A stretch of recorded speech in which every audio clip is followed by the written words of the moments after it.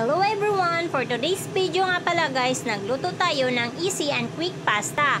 Niluto muna natin syempre ang ating pasta noodles. Pagkatapos, nagisa ako ng bawang at kamatis at naglagay tayo ng kaunting fresh milk at cream of mushrooms. At naglagay din tayo ng black pepper and chili powder. At nilagay ko na din yung tira naming 3 hiwa ng chicken. At ayan guys, halo-haloin lang natin hanggang sa lumapot ang ating sauce. At mahina lang ang apoy para hindi masunog ang ilalim syempre. Para mas masarap at hindi maglasang sunog. So ayan guys, malapot na ang ating pasta. Pwede na nating hanguin ito at iserve.